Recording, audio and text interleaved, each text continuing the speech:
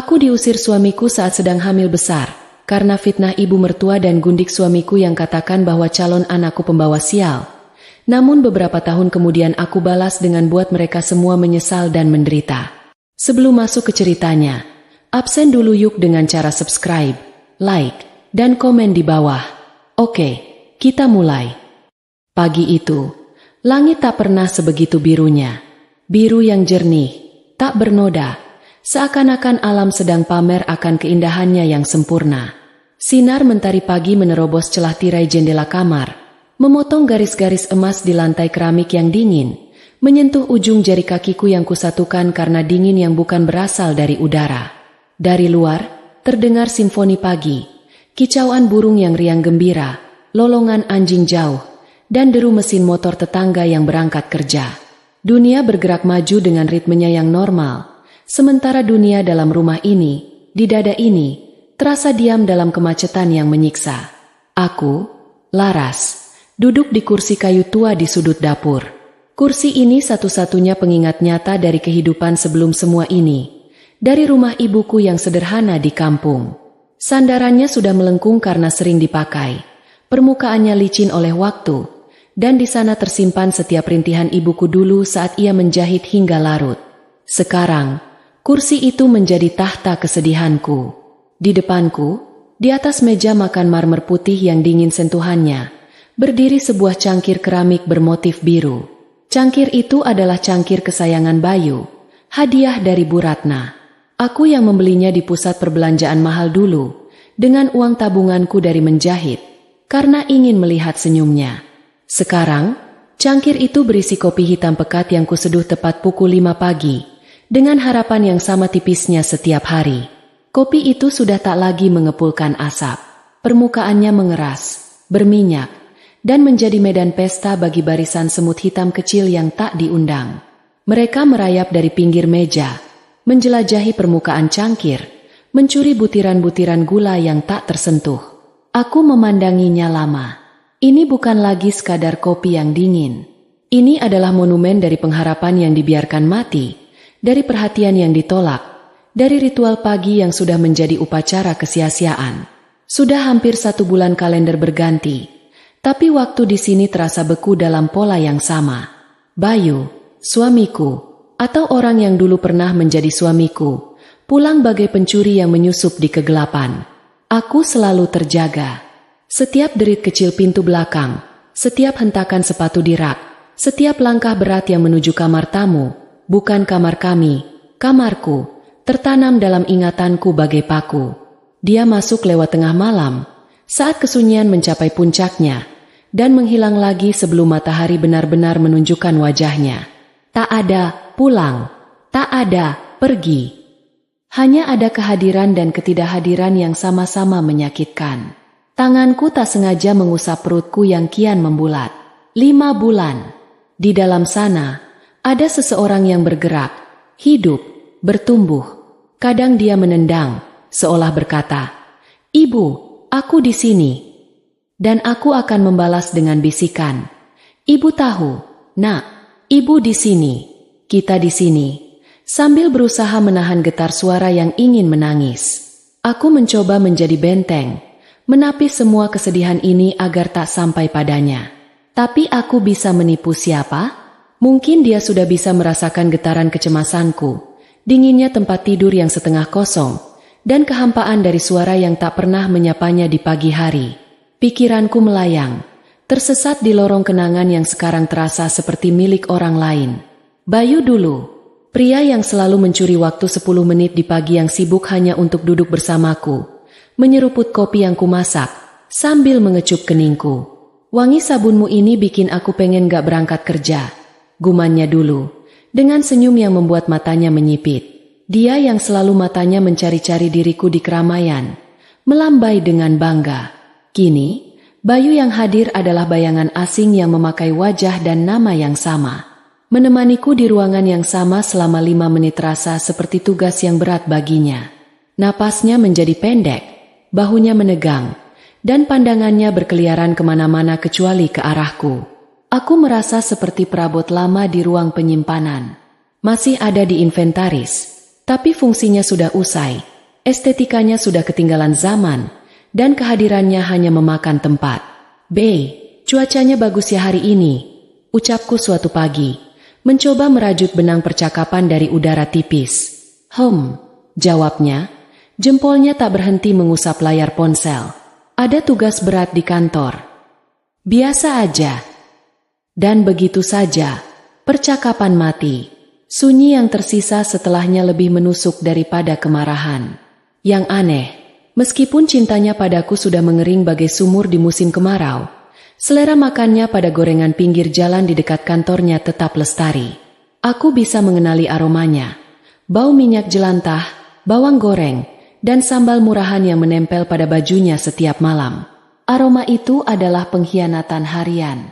Sementara, masakan rumahan yang kumasak dengan memilih sayuran terbaik di pasar, mengulek bumbu halus di cobek batu peninggalan emak, dan menumisnya dengan harapan bisa menyentuh kenangan indahnya, selalu menemui akhir yang sama, di dalam tong sampah. Aku masih ingat rasa pedih yang menusuk ketika suatu sore, aku melihat nasi goreng spesial buatanku, dengan potongan daging asap dan telur dadar yang dipotong panjang-panjang seperti yang dia suka, terbungkus rapi dalam kertas koran, menjadi satu dengan kulit pisang dan sisa tulang ayam. Saat itu, aku ingin tertawa. Tertawa melihat betapa konyolnya usahaku. Tapi yang keluar dari kerongkonganku adalah suara cegukan seduh yang tak bisa kutahan. Ya, Tuhan, cinta yang layu ternyata juga melenyapkan selera. Tapi hanya selera terhadap sesuatu yang dimasak dengan telaten dan doa. Dia lebih memilih bakwan dingin yang berminyak dan asin daripada sayur lodeh bening yang kumasak dengan kaldu tulang sapi asli. Aku hanya bisa menelan ludah pahit rasanya, merasakan sebuah ikatan di dadaku yang kian hari kian mengeras, seperti batu yang menyesakan. Dan dalam kehidupan pahitku yang sudah pekat ini, ada sosok yang dengan setia datang membawa serta cabai rawit dan cuka, Bu Ratna, ibu mertuaku. Sejak awal aku menjadi bagian dari keluarga ini, sebuah kehormatan yang katanya, wanita itu tak pernah letih menjadikanku alat ukur yang selalu kurang. Lawan tandingnya adalah Siska, anak temannya yang dalam setiap cerita Bu Ratna selalu sempurna. Lihat Siska, laras, kulitnya, seputih susu, terawat. Mana keluarganya punya usaha tambang, tahu? Bukan cuma tambang batu, tapi batu berharga. Ujarnya suatu hari sambil matanya yang tajam mengamati daster kotak-kotakku yang sudah pudar. Di matanya, aku tak lebih dari penjahit kampung yang kebetulan naik perahu mewah milik anaknya yang bergelar tinggi dan berprospek cerah. Kunjungannya tak pernah sekadar kunjungan. Itu adalah inspeksi mendadak. Jari telunjuknya yang selalu dicat merah akan menunjuk-nunjuk sudut jendela yang menurutnya berdebu, padahal baru saja kusapu pagi itu. Atau, dia akan mencibir jahitan tanganku pada sebuah kancing baju. Ini, laras, jahitannya kurang rapi. Harusnya seperti ini, berkelas. Jangan asal tusuk. Katanya suatu kali sambil memperagakan dengan gerakan tangan yang anggun namun merendahkan. Puncak rasa maluku adalah di sebuah acara arisan di rumahnya sendiri. Di hadapan para ibu-ibu lain yang juga berpakaian necis, Bu Ratna berkata dengan suara lantang yang sengaja dibuat agar semua mendengar. Laras, tolong deh lain kali kalau di rumah pakai yang agak pantas. Daster ini, kayak tukang sayur. Malu-maluin. Ini rumah orang terpelajar. Bukan warung. Waktu itu, panas yang membakar wajahku bukan berasal dari cuaca. Aku menggenggam erat ujung duster kesayanganku itu, satu-satunya warisan ibu yang masih utuh, dan ingin menghilang. Seolah-olah untuk menyapu lantai atau menanak nasi pun, aku harus berbusana seperti akan menghadiri pernikahan. Dan racun halus itu, kata demi kata, sindiran demi sindiran, perlahan tapi pasti, meresap ke dalam pikiran Bayu. Lelaki yang dulu pernah berdiri di antara aku dan ibunya, membela pilihan bajuku yang sederhana dengan berkata, yang penting nyaman, Bu, kini telah berubah. Sekarang, dia lebih sering diam, atau mengangguk-angguk kecil saat ibunya berbicara. Kadang, dia bahkan menambahkan, iya sih, Bunda, Laras emang harus belajar lagi soal penampilan. Di saat-saat seperti itu, Aku merasa seperti boneka di tengah pertunjukan wayang yang absurd. Aku diputar, diombang-ambingkan oleh dalang bernama Bu Ratna. Sementara Bayu duduk di sisi yang sama dengan penonton, kadang tersenyum kecut. Aku yang menjadi bahan tontonan, sekaligus bahan tertawaan. Hidup tak cuma soal tekanan batin. Kantong belanja juga makin menipis. Uang yang diberikan Bayu untuk kebutuhan bulanan selalu kurang, dengan alasan bisnis lagi sepi. Aku, yang tak tega terus memohon, akhirnya memberanikan diri. Mesin jahit tuaku, sang saksi bisu kebahagiaan dan sekarang kesedihanku, ku keluarkan dari lemari. Diam-diam, aku menerima pesanan tetangga, menjahitkan keliman seragam sekolah yang lepas, memasang kancing baju, bahkan membuatkan baju tidur sederhana. Setiap potongan kain sisa, setiap gulungan benang, kusimpan rapi di dalam kotak sepatu di bawah tempat tidur. Aku seperti melakukan pekerjaan ilegal di rumah sendiri. Karena jika Bu Ratna tahu, pastilah dia akan berteriak bahwa aku telah mengotori rumahnya dengan barang-barang rongsokan. Namun, kebenaran yang paling pedang tidak kulihat dengan mataku sendiri. Ia disampaikan oleh Bibi Sum, penjual jamu langgananku, dengan wajah penuh belas kasihan yang justru membuat lukanya semakin dalam. Suatu siang, sambil menyeruput jamu beras kencur, dia berbisik. "Laras, Bu, maaf ya kalau saya ikut campur. Tadi siang, pas jualan ke arah perkantoran, saya lihat Mas Bayu di resto bintang itu. Loh, yang mewah, duduk berdua sama seorang nona. Cantik, putih, bajunya bagus sekali kayaknya ya, yang sering disebut semi ibu mertuamu itu." Dunia yang sedang kupijak serasa amblas. Jantungku, yang sudah lelah berdebar-debar kencang, seolah berhenti total, lalu jatuh berdebur ke dalam lubang yang dalam dan gelap di perutku. Tentu saja Siska. Rasa sakit itu fisik. Dadaku sesak, tenggorokanku tercekat. Tapi esok harinya, aku masih harus berdiri. Aku masih menyetrika kemeja Bayu hingga licin sempurna, membuang setiap kerutan yang mungkin membuatnya tidak nyaman. Aku masih menyeduhkan kopinya, yang lagi-lagi akan penuh semut. Di dalam, hatiku sudah seperti kain perca yang diobrak-abrik, kusut, dan tak mungkin lagi diluruskan. Satu-satunya tambatan harapanku yang tersisa adalah kehamilan ini. Dengan naif, aku berharap, mungkin saat dia merasakan tendangan anaknya, atau melihat perutku yang membesar, hatinya akan luluh. Kenangan akan janji-janji awal akan kembali. Aku salah besar. Badai yang sebenarnya bukan sedang bersiap. Ia sudah tiba. Malam itu, Bayu pulang lebih awal dari biasanya. Tapi aura yang dibawanya lebih gelap dari malam tanpa bulan. Dia membanting pintu, melemparkan kuncinya ke meja kayu hingga berdentang, lalu menjatuhkan dirinya ke sofa seperti orang yang kehilangan semua tenaga. Matanya kosong, menatap televisi yang mati. Layar hitam itu mungkin memantulkan bayangannya sendiri yang hancur, atau mungkin hanya kekosongan yang dia rasakan. "Be, kamu baik-baik saja?" Suaraku pelan, mencoba mendekat. Tanganku terulur, ingin menghapus beban di pundaknya yang tegang. Saat ujung jariku baru menyentuh kain kemejanya, dia mengibaskan tanganku dengan gerakan kasar dan cepat, seolah kulitku adalah besi panas. "Jangan sentuh aku." Aku terpaku di tempat, tanganku tergantung di udara, lalu terkulai lemas. Air mata yang sudah lama menggenang di pelupuk mata akhirnya meluap. Tapi aku segera menggigit bibir bawahku sampai terasa rasa besi. Tidak di depannya. Di tengah ketegangan yang bisa diiris dengan pisau dapur itu, perutku mendadak kram. Sang bayi di dalam menendak-nendak dengan kuat, protes keras. Seolah dia ikut merasakan penolakan kasar itu, dari orang yang seharusnya menyambutnya dengan cinta. Lalu, sesuatu yang aneh dan menyeramkan terjadi. Bayu tiba-tiba terkekeh. Suara tawanya pendek, terputus-putus, diarahkan pada layar ponselnya. Cahaya biru dari gadget itu menyinari wajahnya yang mendadak terlihat sinting, tak waras. Tapi, dalam sekejap mata, tawa itu berubah menjadi raungan kemarahan. Wajahnya memerah, urat di pelipisnya berdenyut. "Bayu!" teriakku tanpa sengaja, terkejut. Dia membalik. Matanya yang merah menatapku. Diam kau. Jangan berisik. Aku, yang sedang membenarkan jahitan kancing baju seragam anak tetangga di sudut ruangan, membeku. Jarum di tanganku tertancap di jari, tapi aku tak merasakannya. Aku bosan, teriaknya tiba-tiba. Suaranya menggelegar memecah kesunyian rumah, membuat gelas di rak bergetar. Bosan dengan hidup seperti ini. Bosan dengan semua yang ada di sini. Aku tak bisa bernapas.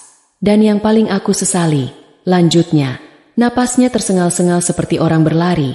Tatapannya menusukku dengan kebencian murni yang membuat darahku membeku. Adalah menikah terlalu cepat dengan perempuan yang cuma modal skill jahit baju murahan.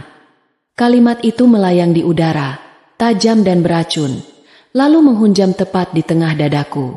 Bukan seperti pisau, tapi seperti martil besar yang menghancurkan setiap tulang rusuk, setiap paru-paru, setiap jantung yang sudah rapuh. Di saat itu, dalam sekejap, semua menjadi terang benderang dan sekaligus gelap gulita. Cinta itu sudah mati. Bahkan jenazahnya pun sudah membusuk, menyisakan bau busuk kebencian yang memualkan. Tapi rupanya, neraka memiliki tingkatannya sendiri. Beberapa hari setelah ledakan itu, Bu Ratma datang dengan wajah yang dibuat-buat pilu. Dia membawa kabar dari langit. Katanya, setelah membawa foto USG perutku ke seorang orang pintar yang terkenal, sang dukun meramalkan bahwa bayi dalam kandunganku akan lahir dengan kekurangan dan menjadi pembawa sial bagi bisnis keluarga mereka yang sedang merosot. Aku hampir tertawa terbahak-bahak mendengar omong kosong tak masuk akal itu. Di zaman serba ilmiah ini, masih ada orang yang menggunakan tahayul untuk menghancurkan hidup orang lain? Namun, kekonyolan itu berubah menjadi horor murni ketika pandanganku beralih ke Bayu. Dia, calon ayah dari bayi ini, duduk mendengarkan ibunya dengan sikap serius. Wajahnya tegang, alisnya berkerut. Dia mengangguk pelan, seperti memahami sebuah laporan penting. Tidak ada cahaya perlawanan di matanya. Tidak ada keraguan. Hanya penerimaan buta terhadap kutukan untuk anaknya sendiri. Puncak dari semua penderitaan ini datang pada sebuah sore yang tenang. Aku sedang mengambil jemuran di balkon belakang, ketika suara Bayu yang berbisik-bisik sampai ke telingaku dari balik pintu kaca yang terbuka sedikit. Suaranya lembut, manja, suara yang dulu hanya untukku. Iya, my love, aku lagi cari cara yang tepat. Biar dia yang pergi sendiri. Kita gak kelihatan jahat. Sabar ya, sayang, gak lama lagi. Gunting kain yang selama ini ku genggam erat, gunting peninggalan ibuku, terlepas dari genggamanku, berdentang di lantai keramik. Lalu ujungnya yang tajam menancap di betisku. Tapi tidak ada rasa sakit, hanya mati rasa. Dan kemudian, rasa hancur yang begitu dahsyat, hingga seluruh tubuhku gemetar tak terkendali. Di titik itulah, akhirnya, aku mengerti. Aku bukan istri. Aku bukan calon ibu dari anaknya. Aku adalah beban. Sebuah batu sandungan di jalan mereka menuju kehidupan glamor yang mereka idam-idamkan bersama Siska. Aku hanya rintangan yang harus disingkirkan dengan rapi. Dan tubuhku, dalam keputusasaan yang paling dalam, menyatakan pemberontakannya dengan cara yang paling duniawi. Aku lapar. Bukan lapar biasa. Aku ingin martabak telur, yang banyak daun bawangnya, berminyak, digoreng di wajan besar, dan dilipat tebal. Aku tertawa. Suara tertawaku pecah bercampur isak tangis yang menyakitkan. Betapa absurd. Jiwa remuk redam. Tapi perut tetap menjerit meminta roti. Aku tergagap menuju dapur. Membuka lemari makan. Isinya menyedihkan. Hanya ada sebungkus mie instan dengan bungkus yang lecek dan remuk. Seperti harapanku. Dengan tangan yang masih gemetar, aku merebusnya. Air mendidih. Uap mengepul. Aku membelai perutku. Kita harus kuat, nak, bisikku. Suaraku serak bagai orang habis berteriak. Karena sepertinya tempat ini bukan rumah kita lagi. Di dalam hati, di antara puing-puing kepercayaan diri, sebuah sumpah besi mulai terbentuk. Jika aku harus pergi, aku tidak akan merangkak. Aku akan berjalan tegak. membawa setiap serpihan harga diri yang masih sanggup kukumpulkan. Keesokan paginya, rumah itu bukan lagi rumah. Ia menjadi ruang sidang. Udara terasa padat, susah dihirup. Bayu dan Bu Ratma sudah duduk di meja makan, seperti dua hakim yang sudah menjatuhkan vonis jauh sebelum terdakwa masuk. Aku menyiapkan sarapan terakhir, nasi goreng kampung sederhana. Saat piring itu kusampaikan ke hadapan mereka, Bu Ratma menggebrak meja dengan telapak tangannya. Asinnya minta ampun. Laras, masak saja tidak becus. Aku tahu ini bukan tentang garam. Ini adalah tembakan pertama. Aku menarik napas panjang, berusaha menenangkan jantung yang berdebar kencang seperti hendak keluar dari dada. Maaf, Bu. Lain kali saya akan lebih hati-hati. Lain kali? Potongnya. Suaranya dingin bagai es. Tidak akan ada. Lain kali. Untukmu di sini. Kami sudah memutuskan. Hari ini adalah akhir. Aku menoleh ke Bayu. Mencari, di kedalaman matanya, secercah penyesalan, setitik kemanusiaan, atau mungkin jejak pria yang dulu ku kenal. Yang kudapati hanyalah kekosongan yang menyeramkan. Sebuah ruang hampa di mana cahaya sudah lama padam. Dia hanya asyik mengaduk nasi gorengnya. Tak peduli.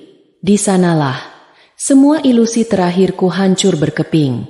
Perjuanganku selama ini untuk mempertahankan perkawinan ini sia-sia. Aku seperti menjahit kain yang sudah lapuk dan bolong di mana-mana. Setiap kali satu lubang tertutup, lubang lain yang lebih besar muncul. Bayu akhirnya berbicara. Suaranya rendah, datar, namun setiap kata bagai silet yang mengiris telinga. Laras, ini sudah tidak bisa dilanjutkan. Aku sudah menemukan kebahagiaan yang sesungguhnya. Kamu, kemas barang-barangmu. Pergi ke rumah bibimu di desa. Siska akan segera menempati rumah ini. Petir. Itu yang kurasa. Petir menyambar di dalam kepalaku. Telingaku berdenging nyaring. Pandanganku berkunang-kunang. Dunia berputar. Kekejamannya melampaui semua imajinasi terburukku. Mengusir istri yang sedang mengandung anak kandungnya. Untuk segera digantikan wanita lain di ranjang yang dulu kami bagi. Ironi terakhir, yang hampir lucu andai tak begitu menyedihkan, terjadi saat aku bersiap pergi. Bu Ratma sibuk seperti tupai, mengamankan toples-toples kerupuk mahal merek terkenal, menyembunyikan peralatan perak makan, dan bahkan memeriksa tas kain besarku dengan curiga. Jari-jarinya meraba-raba isinya. Pastikan tidak ada yang bukan hakmu, gumannya. Aku hanya bisa tersenyum, senyum getir yang tak sampai ke mata. Betapa murahnya nilai seorang manusia di mata mereka, kalah oleh benda mati. Aku masuk ke kamar, bekas kamarku, hanya mengambil mesin jahit tuaku, kesetiaan tertua dan terakhir, dan beberapa helai pakaian pribadi ke dalam tas itu. Inilah kekayaan sejatiku setelah bertahun-tahun menjadi istri. Saat aku melangkah keluar, meninggalkan bayangan rumah itu, sebuah mobil sport berwarna merah menyala, warna yang terlalu berisik untuk pagi ini, berhenti persis di depan pagar. Dari dalamnya turunlah Siska. Dia cantik, dengan gaun linen putih yang mahal dan potongan rambut sempurna. Tatapannya menyapu tubuhku dari atas ke bawah, dari rambutku yang diikat sembarangan hingga sandal jepitku. Di matanya ada kemenangan, dan sesuatu yang lebih hina, belas kasihan yang merendahkan. Seolah aku adalah sampah yang akhirnya dibersihkan dari halaman rumah impiannya. Aku tidak membalas tatapan itu. Aku hanya menegakkan punggungku. Satu tangan menjinjing mesin jahit yang berat namun terasa ringan karena maknanya. Tangan yang lain melingkupi pelindung hidupku yang sedang bertumbuh di dalam rahim. Bayu berdiri di balik pintu, separuh tubuhnya tersembunyi, tak sanggup menatap mata istri yang dia buang. Bu Ratma sudah menyambut Siska dengan pelukan hangat dan senyum lebar yang tak pernah kudapatkan. Lalu, aku berjalan. Satu langkah. Lalu langkah lain, menjauhi pagar, meninggalkan jalan beraspal mulus perumahan. Aku tidak menoleh, karena aku tahu, jika aku menoleh sekali saja, sisa-sisa Laras yang lama, yang lemah, yang masih mencintai, mungkin akan runtuh. Mungkin aku akan berlari kembali, bersujud, memohon ampun untuk kesalahan yang tak pernah kuperbuat. Dan itu adalah kekalahan terakhir yang tak akan kubiarkan terjadi. Di sepanjang jalan menuju terminal, aku merasa banyak mata yang menatapku dengan kasihan. Tapi aku berusaha untuk tetap tegak.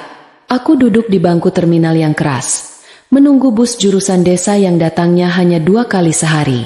Sambil menunggu, aku melihat seekor kucing jalanan yang sedang asyik menjilati kakinya sendiri meskipun bulunya kotor dan badannya kurus. Kucing itu terlihat sangat tenang, seolah dia tahu kalau hari ini dia akan mendapatkan makanan meskipun dia tidak tahu caranya. Aku tersenyum tipis, merasa kalau nasibku tidak jauh beda dengan kucing itu. Tapi setidaknya aku punya mesin jahit dan nyawa kecil di perutku yang akan menjadi kekuatanku untuk bangun kembali dari kehancuran ini. Bab pertama dari hidupku yang baru pun dimulai di dalam bus tua yang bergetar hebat setiap kali melewati lubang jalan. Aku memandangi pemandangan di luar jendela yang mulai berubah dari gedung-gedung beton menjadi hamparan sawah hijau yang luas. Meskipun hatiku masih terasa perih dan air mata sesekali menetes tanpa permisi, ada sedikit rasa lega yang mulai tumbuh di dadaku. Akhirnya aku lepas dari cengkeraman mertua yang jahat dan suami yang tidak punya pendirian. Di dalam bus yang pengap itu, aku berbisik pelan pada bayiku bahwa kita berdua akan baik-baik saja, dan suatu saat nanti, orang-orang yang telah membuang kita akan tahu bahwa benang emas dari seorang penjahit kecil bisa menenun masa depan yang jauh lebih mewah dari apapun yang mereka miliki. Satu hal yang lucu, di tengah kesedihan ini aku malah teringat kalau aku lupa membawa gunting kain kesayanganku yang gagangnya berwarna hijau. Gunting itu adalah peninggalan almarhum ibuku dan punya ketajaman yang luar biasa untuk memotong kain sutra sekalipun. Aku menghela napas, menganggap gunting itu sebagai tumbal untuk kebebasanku hari ini. Mungkin memang ada hal-hal yang harus ditinggalkan agar kita bisa membawa beban yang lebih penting nantinya. Aku memejamkan mata, membiarkan goyangan bus membawaku ke tempat di mana aku bisa mulai merajut kembali potongan-potongan hidupku yang sudah terkoyak. Berharap benang yang aku pakai kali ini adalah benang yang paling kuat di dunia. Aku tidak tahu apa yang menantiku di desa nanti.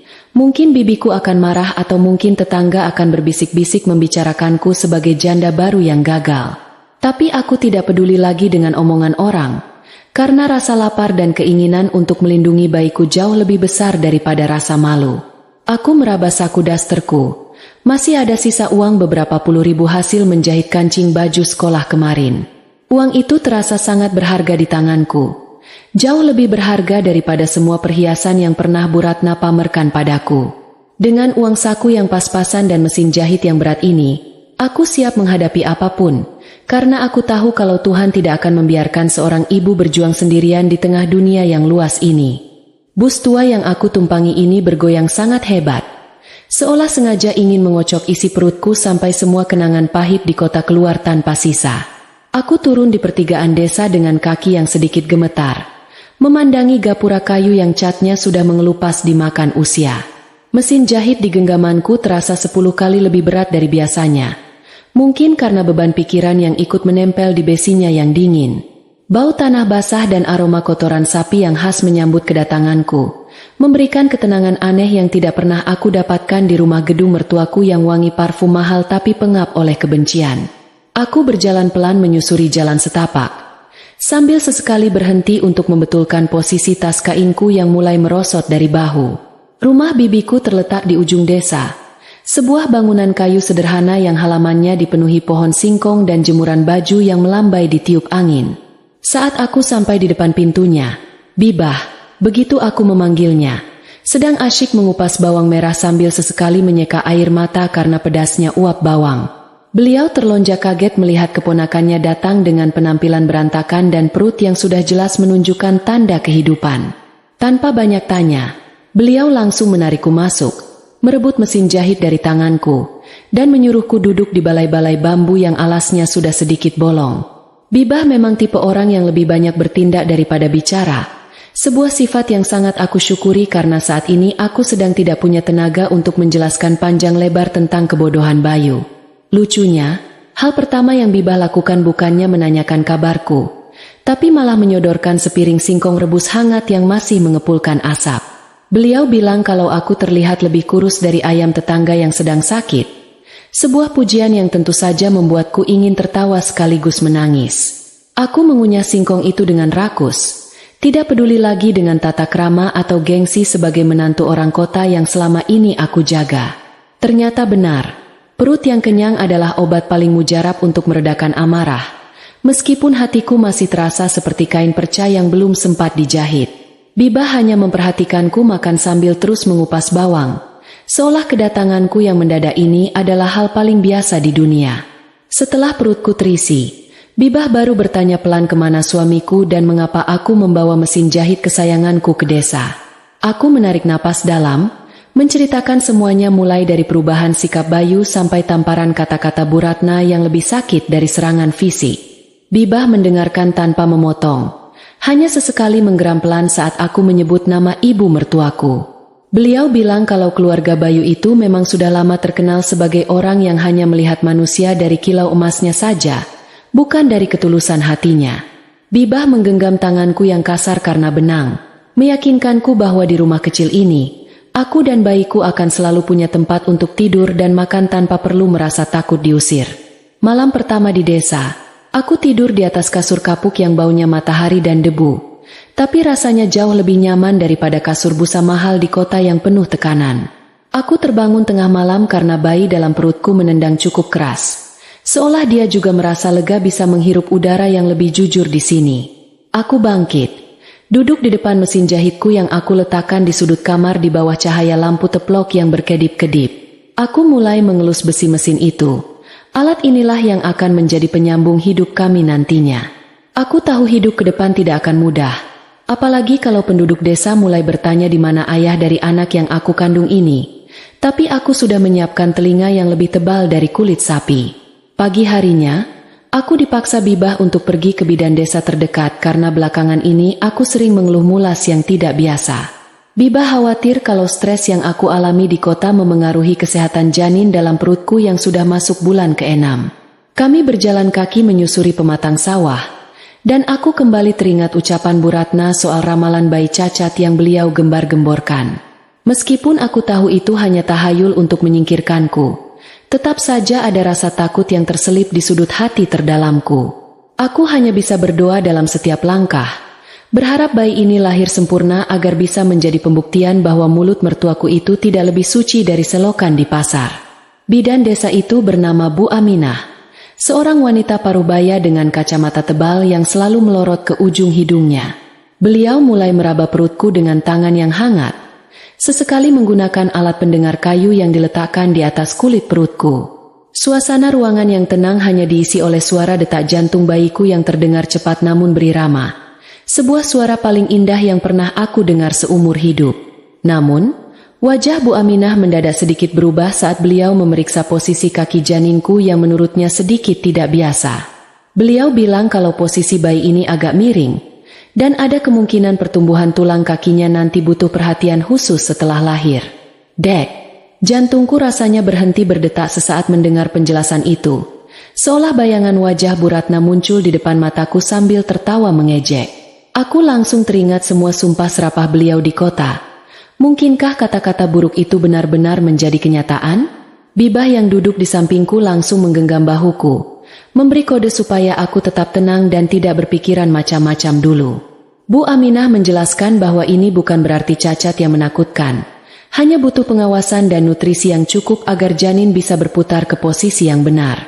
Beliau menyarankanku untuk banyak jalan pagi dan tidak memikul beban berat. Sebuah nasihat yang agak sulit dilakukan oleh pengungsi sepertiku.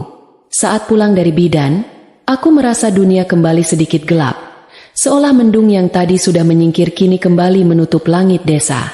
Aku bertanya-tanya pada Tuhan, mengapa ujian ini harus beruntun menimpaku tanpa memberi napas sedikit pun? Sudah dibuang suami, dihina mertua, sekarang ditambah kekhawatiran soal kesehatan anak kandung sendiri. Tapi Bibah malah bercanda. Beliau bilang mungkin bayiku ini sedang ingin pamer gerakan silat di dalam sana makanya posisinya miring. Candaan garing itu entah kenapa berhasil membuatku tersenyum kecil di tengah rasa sesak yang menghimpit. Bibah memang jagonya memecah suasana tegang dengan kalimat-kalimat yang tidak masuk akal tapi menenangkan. Berita tentang kepulanganku dalam kondisi hamil tanpa suami pun mulai menyebar di pasar desa dengan kecepatan cahaya, melebihi kecepatan lari kambing lepas. Setiap kali aku lewat untuk membeli benang atau kain, Bisik-bisik tetangga mulai terdengar seperti suara lebah yang mengganggu telinga. Ada yang bilang aku ditinggal suami karena tidak bisa melayani dengan baik. Ada juga yang lebih jahat bilang kalau aku ini kena guna-guna dari saingan bisnis mertuaku. Aku hanya bisa menghela napas panjang, berpura-pura tidak dengar sambil terus berjalan cepat menuju rumah. Ternyata dimanapun tempatnya, manusia memang selalu punya hobi yang sama, menguliti penderitaan orang lain untuk dijadikan bahan obrolan sambil minum teh sore hari. Suatu sore, saat aku sedang asyik membetulkan rok milik tetangga, ada seorang ibu kaya di desa yang datang membawa kain sutra mahal untuk dibuatkan gaun pesta. Beliau mendengarnya dari Bibah kalau aku adalah penjahit lulusan kota yang tangannya sangat terampil mengolah kain sulit. Aku menerima tantangan itu dengan sedikit gugup, karena sutra adalah kain yang sangat manja. Salah gunting sedikit saja taruhannya adalah harga diri. Aku mulai memotong kain itu dengan hati-hati, menggunakan gunting lama milik Bibah yang untungnya masih cukup tajam. Di tengah proses menjahit, aku merasa seperti sedang menyusun kembali kepingan hidupku sendiri yang sempat berantakan. Hasil jahitanku ternyata sangat luar biasa di mata ibu kaya tersebut. Beliau bahkan memberiku upah 2 kali lipat dari harga biasanya. Beliau bilang kalau jahitan di bagian kerah dan pinggangnya sangat rapi, jauh lebih bagus daripada penjahit di kecamatan yang biasanya beliau datangi. Kejadian ini memberikan sedikit harapan baru bagiku, bahwa meskipun suamiku membuangku, keahlian tanganku tidak akan pernah meninggalkanku. Aku mulai percaya bahwa setiap lubang kancing yang aku buat adalah langkah menuju kemandirian yang lebih nyata. Bibah ikut senang melihatku mendapatkan pelanggan pertama. Beliau bahkan menawarkan untuk mengubah teras depan rumah menjadi ruang jahit sederhana untukku. Namun, ketenangan itu kembali terusik saat suatu hari aku menerima sebuah surat yang dialamatkan ke rumah Bibah dari kota. Aku mengenali tulisan tangan itu. Tulisan tangan Bayu yang dulu sering menuliskan janji manis di atas kartu ulang tahunku. Dengan tangan gemetar, aku membuka amplop itu, berharap ada kata maaf atau setidaknya pertanyaan tentang kabarku dan bayinya. Tapi harapanku hancur berkeping-keping saat membaca isinya yang sangat singkat dan dingin. Bayu hanya mengirimkan dokumen pemberitahuan kalau dia akan segera mengurus perceraian secara resmi dan memintaku untuk tidak pernah kembali ke kota untuk menuntut apapun, termasuk nafkah anak. Bayu menulis bahwa dia tidak ingin hidupnya terganggu oleh beban masa lalu, dan urusan bayi yang kemungkinan besar akan merepotkannya karena tidak normal. Membaca kalimat, tidak normal, itu membuat dadaku meledak oleh amarah yang luar biasa. Berani-beraninya dia menghina darah dagingnya sendiri hanya berdasarkan ramalan ibunya. Aku meremas surat itu sampai hancur, lalu melemparkannya ke tungku kayu bakar yang sedang digunakan Bibah untuk memasak air. Biarlah surat itu menjadi abu, sama seperti cintaku padanya yang kini benar-benar sudah tidak berbekas sama sekali. Aku berjanji pada diriku sendiri, aku tidak akan pernah meminta sepeser pun uang darinya, bahkan jika aku harus makan nasi garam setiap hari. Malam itu, aku duduk di teras memandangi bulan sabit yang menggantung rendah di atas pepohonan kelapa. Aku mengelus perutku, bicara pelan pada bayiku agar dia tidak perlu sedih karena tidak memiliki ayah yang mau mengakuinya. Aku bilang padanya bahwa kita berdua adalah tim yang hebat, dan kita akan membuktikan pada dunia bahwa mereka yang meremehkan kita akan tertunduk malu suatu saat nanti. Aku tidak lagi menangis, karena air mataku sudah habis terkuras di dalam bus saat perjalanan pulang kemarin. Sekarang yang tersisa hanyalah bara semangat yang menyala di balik dadaku, membakar semua rasa takut dan keraguan yang sempat menghantui. Bab kedua ini memang ditutup dengan pengkhianatan tertulis dari Bayu, tapi hatiku justru merasa lebih ringan karena sekarang statusku sudah jelas. Aku bukan lagi istri yang digantung tanpa kabar, melainkan seorang calon ibu tunggal yang siap bertarung melawan takdir. Aku mulai merencanakan untuk memperbesar usaha jahitku, mengumpulkan uang sedikit demi sedikit untuk persiapan persalinan nanti. Aku tahu perjalananku masih panjang dan tanjakan di depanku mungkin akan semakin terjal. Tapi selama jarum jahitku masih bisa menembus kain, aku tidak akan pernah menyerah kalah pada keadaan. Bibah keluar membawa 2 gelas teh hangat. Beliau duduk di sampingku tanpa bicara apapun, hanya ikut memandangi bulan. Kesunyian ini terasa sangat mahal. Jauh lebih berharga daripada hiruk pikuk kota yang penuh kepalsuan. Di desa kecil ini, di bawah lindungan Bibah dan ditemani mesin jahit tuaku, Aku akan melahirkan masa depan yang baru. Biarlah Bayu dengan Siskanya dan Bu Ratna dengan kesombongannya tenggelam dalam dunia mereka sendiri. Aku punya duniaku sendiri sekarang. Sebuah dunia yang dibangun di atas benang-benang harapan yang tidak akan mudah putus meski ditarik oleh badai sekalipun. Besok pagi, aku akan mulai membuat papan nama sederhana dari kayu sisa untuk dipasang di depan rumah. Busana Larasati. Nama itu bukan hanya identitas usahaku, tapi identitas baruku sebagai wanita yang berdiri di atas kakinya sendiri. Aku akan membuktikan bahwa bayi yang mereka sebut aib ini akan tumbuh menjadi bintang yang paling bersinar di langit keluarga kami. Tidurku malam itu terasa sangat lelap, tanpa mimpi buruk tentang mertua atau suami pengecut. Hanya mimpi tentang warna-warni kain yang menunggu untuk aku ubah menjadi karya indah. Waktu seolah berjalan lebih lambat di desa, tapi perutku justru semakin membesar dengan sangat cepat seolah ingin segera menunjukkan siapa pemenangnya.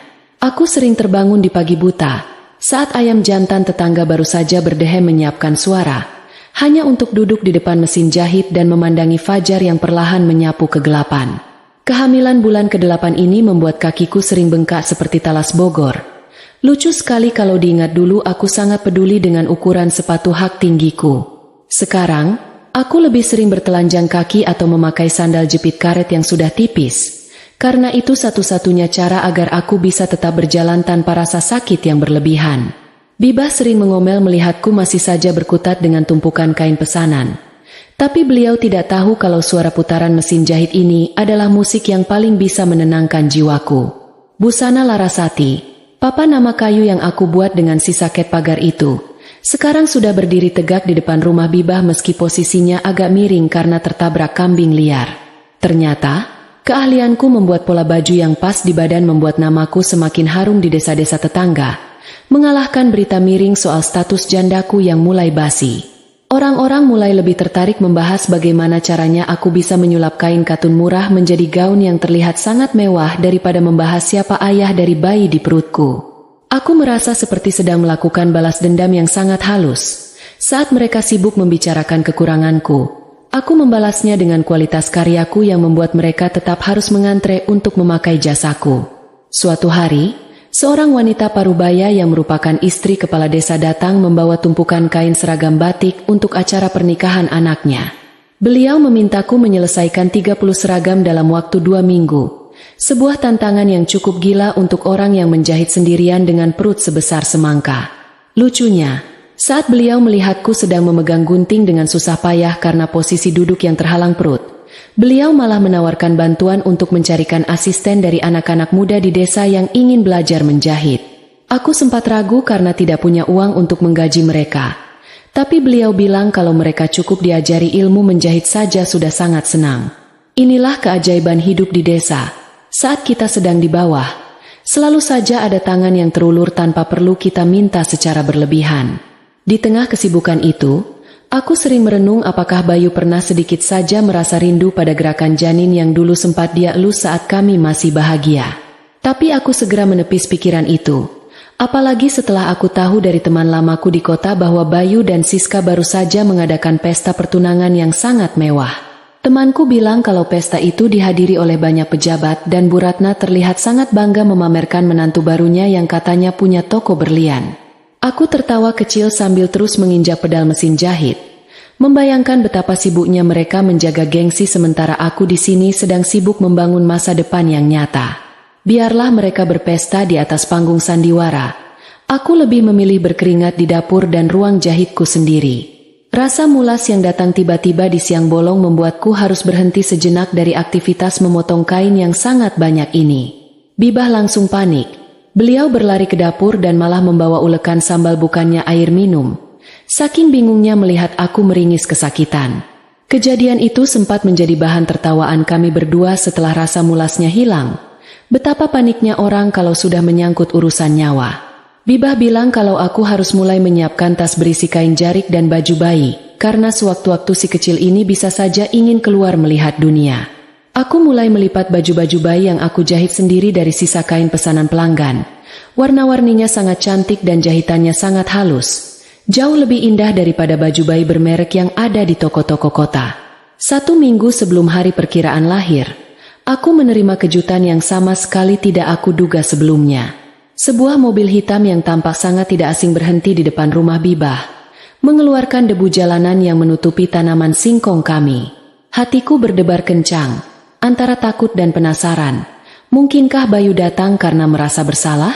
Tapi yang turun dari mobil bukan Bayu, melainkan Bu Ratna dengan kacamata hitam besarnya yang terlihat sangat tidak cocok dengan suasana desa yang berdebu.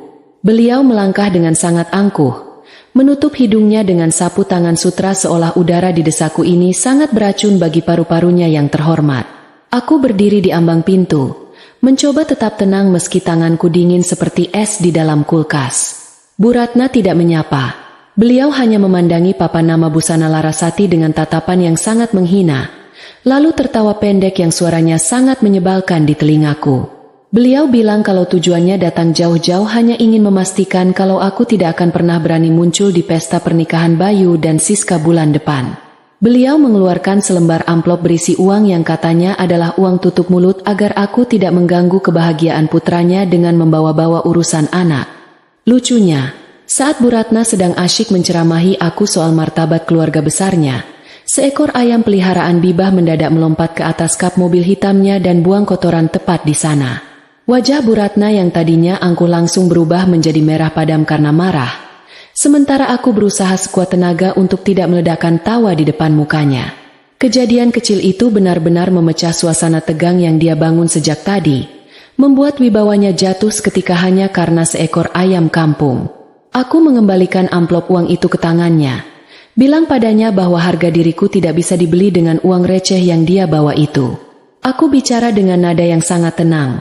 Suara yang bahkan membuatku kaget sendiri karena terasa sangat kuat. Aku katakan pada Bu Ratna bahwa aku sama sekali tidak tertarik dengan hidup Bayu lagi. Dan anak yang aku kandung ini adalah anakku, bukan bagian dari keluarganya yang busuk itu. Aku meminta beliau untuk segera pergi sebelum ayam-ayam yang lain ikut menyambut kedatangannya dengan cara yang sama. Bu Ratna masuk ke mobil dengan terburu-buru sambil menggerutu soal desa terpencil yang tidak punya peradaban, meninggalkan jejak asap knalpot yang pekat di depan mukaku. Setelah mobil itu hilang dari pandangan, aku langsung jatuh terduduk di kursi teras. Seluruh tubuhku lemas seperti jeli yang dipanaskan. Bibah keluar membawa segelas air putih dan memelukku erat. Beliau bilang kalau aku adalah wanita paling berani yang pernah beliau lihat. Kedatangan Bu Ratna bukannya membuatku jatuh, justru malah memberikan suntikan semangat baru yang luar biasa besar. Sekarang aku tahu bahwa mereka sebenarnya merasa terancam dengan keberadaanku. Itulah sebabnya mereka berusaha membungkamku dengan uang. Aku mengelus perutku dan berjanji bahwa Bintang, nama yang sudah aku siapkan, tidak akan pernah merasa kecil hati meskipun tidak punya kakek nenek dari pihak ayahnya. Malam harinya, hujan turun sangat lebat mengguyur desa, membawa hawa dingin yang menusuk tulang-tulang tuaku yang sering pegal. Aku sedang menyelesaikan satu seragam terakhir milik istri kepala desa saat rasa mulas yang luar biasa hebat menghantam pinggangku.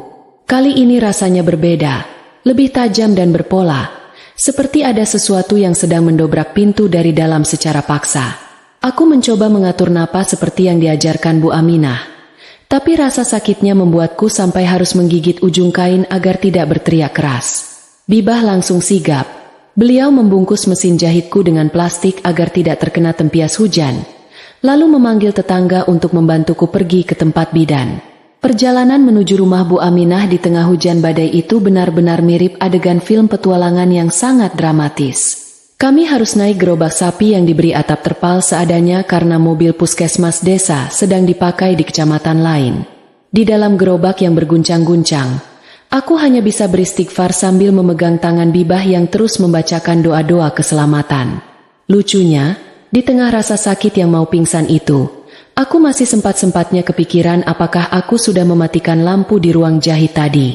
Bibah cuma bisa geleng-geleng kepala melihat keponakannya yang lebih mengkhawatirkan tagihan listrik daripada nyawanya sendiri di tengah proses persalinan. Sesampainya di tempat Bu Aminah, air ketubanku sudah pecah dan semuanya terjadi dengan sangat cepat seperti dikejar waktu. Ruang persalinan yang sederhana itu hanya diterangi oleh lampu cadangan karena listrik desa sedang padam akibat badai di luar. Aku berjuang sendirian, tanpa ada suami yang menggenggam tanganku atau memberikan kata-kata penyemangat yang manis. Tapi aku merasa sangat kuat, karena setiap tarikan napas dan dorongan yang aku lakukan adalah bentuk perlawananku terhadap semua penghinaan yang pernah aku terima.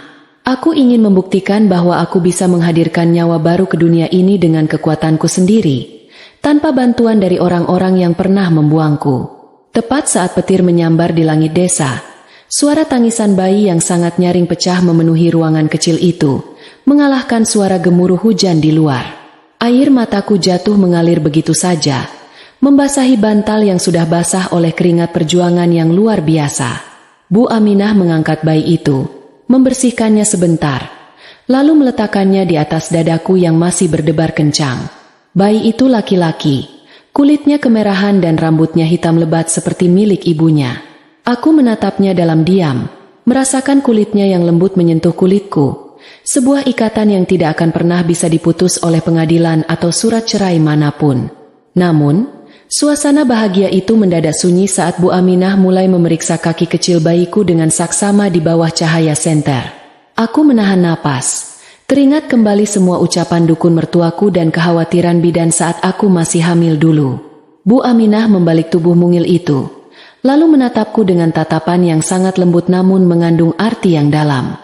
Beliau bilang kalau jari-jari kaki sebelah kiri bayiku memang sedikit tidak beraturan susunannya, tidak seperti kaki bayi normal pada umumnya.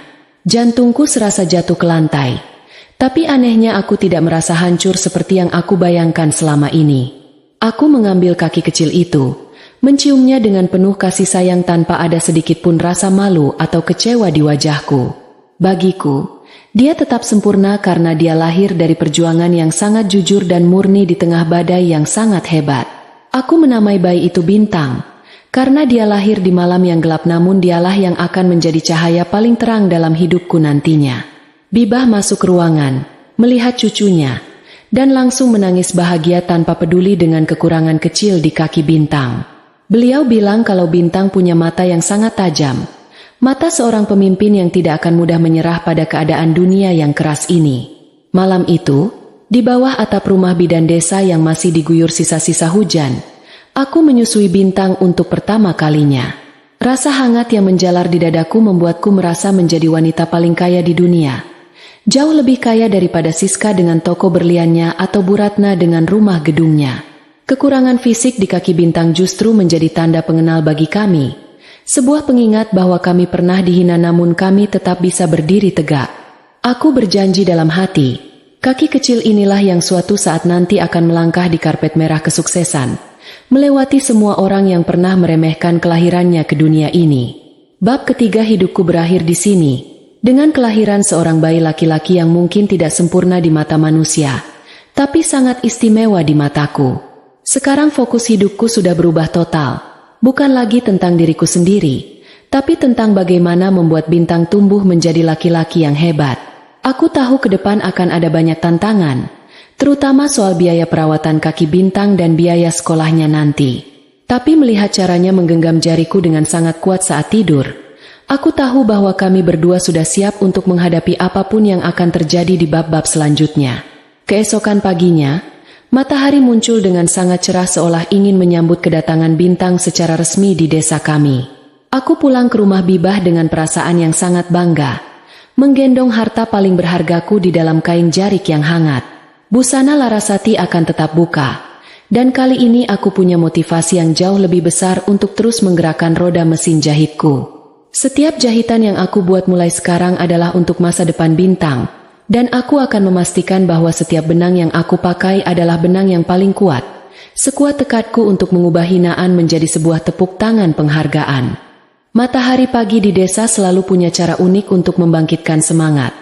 Sinarnya yang hangat jatuh tepat di atas dahi Bintang yang sedang tertidur pulas di dalam ayunan kain. Sudah 3 bulan berlalu sejak malam badai itu, dan hidupku sekarang benar-benar berputar di antara tangisan bayi dan suara mesin jahit yang tidak pernah berhenti mengepulkan debu kain. Kakiku seringkali terasa pegal karena harus menggendong Bintang sambil menginjak pedal.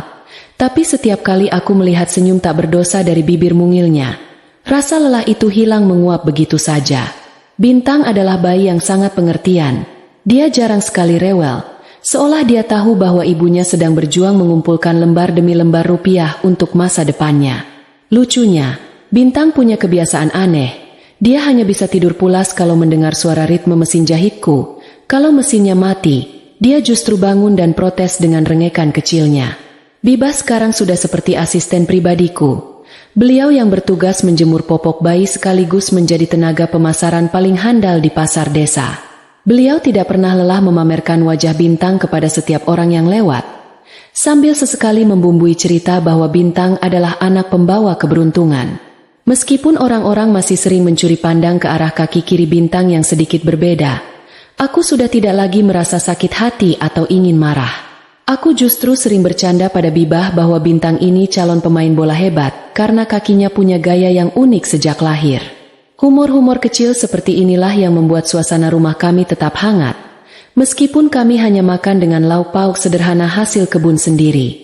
Urusan kaki Bintang memang menjadi fokus utamaku sekarang. Bu Aminah menyarankanku untuk membawa Bintang ke rumah sakit besar di kota kecamatan agar bisa diperiksa oleh dokter spesialis tulang.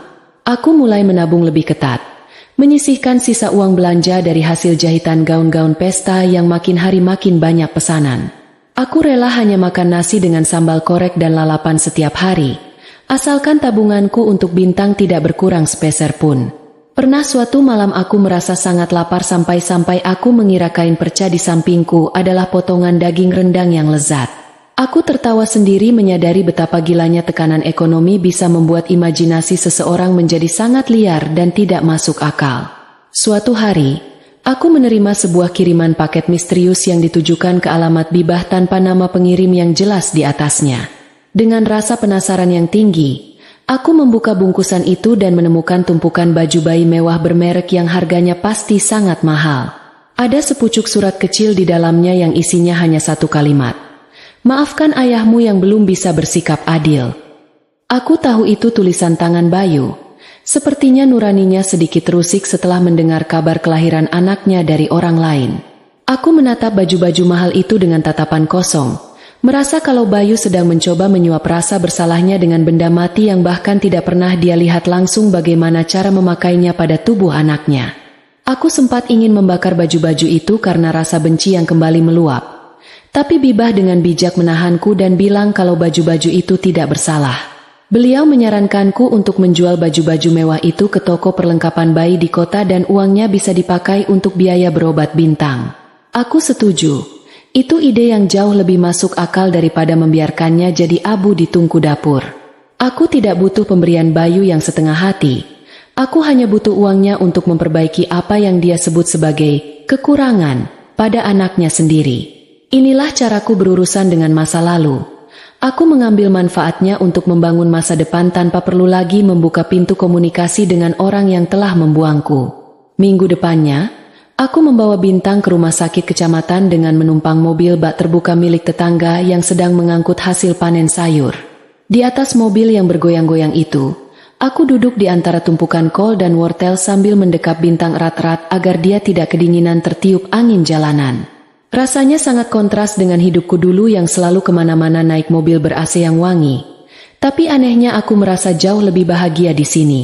Aku tidak perlu lagi berpura-pura menjadi menantu yang sempurna atau istri yang penurut. Aku hanya perlu menjadi ibu yang berjuang untuk anaknya.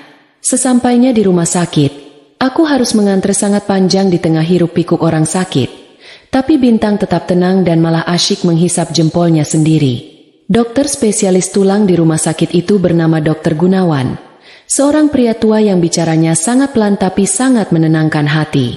Beliau memeriksa kaki Bintang dengan sangat teliti, memutar-mutar telapak kaki mungil itu sambil sesekali mencatat sesuatu di kertas laporannya. Aku menahan napas, menunggu vonis apa yang akan beliau jatuhkan kali ini, berdoa agar tidak ada kabar yang terlalu buruk. Dokter Gunawan tersenyum tipis dan bilang bahwa kondisi kaki Bintang sebenarnya bisa diperbaiki dengan terapi rutin dan pemakaian sepatu khusus selama masa pertumbuhan. Beliau bilang ini bukan cacat permanen yang harus diratapi, melainkan hanya butuh ketelatenan orang tua untuk membimbing jalannya nanti. Mendengar penjelasan itu, aku merasa seperti baru saja mendapatkan tumpukan harta karun yang tidak ternilai harganya.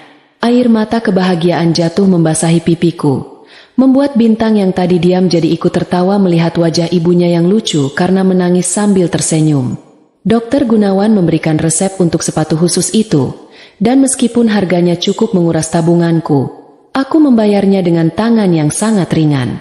Aku yakin, setiap rupiah yang keluar untuk kesehatan Bintang akan diganti oleh Tuhan lewat jahitan-jahitan pakaian yang lebih banyak lagi. Aku keluar dari apotek dengan langkah yang sangat ringan, seolah-olah beban berat di pundakku sudah terbang di bawah angin sore yang sejuk. Namun, di tengah rasa senang itu, aku dikejutkan oleh sosok yang sangat aku kenali sedang berdiri di depan loket pendaftaran rumah sakit. Itu Siska. Dia terlihat sangat cantik dengan gaun merah menyala. Tapi wajahnya tampak sangat muram dan dia sedang memarahi salah satu perawat di sana. Sepertinya sifat aslinya yang manja dan pemarah tidak berubah sedikit pun. Meskipun dia sekarang sudah menjadi istri orang kaya. Aku segera menutupi wajahku dengan kain jarik penggendong Bintang, berusaha agar tidak terlihat olehnya karena aku tidak sudi ada drama baru di tempat umum seperti ini. Aku bersembunyi di balik tiang besar sampai kulihat dia masuk ke ruang perawatan kelas 1 dengan langkah yang sangat angkuh. Kejadian itu membuatku tersadar bahwa meskipun mereka punya uang banyak, mereka tetap tidak punya ketenangan hati seperti yang aku miliki sekarang. Aku pulang kembali ke desa dengan perasaan yang jauh lebih kuat. Aku tahu tujuanku sekarang sudah sangat jelas dan nyata. Aku mulai merombak cara kerjaku. Aku tidak lagi hanya menerima jahitan baju, tapi aku mulai membuat desain baju anak sendiri yang modelnya aku sesuaikan dengan kebutuhan anak-anak di desa. Aku menggunakan kain katun yang menyerap keringat tapi tetap terlihat keren dengan sentuhan bordir tangan yang aku pelajari dari Bibah. Usahaku yang tadinya hanya permak pakaian, perlahan berubah menjadi butik kecil yang mulai dikenal banyak orang di kecamatan.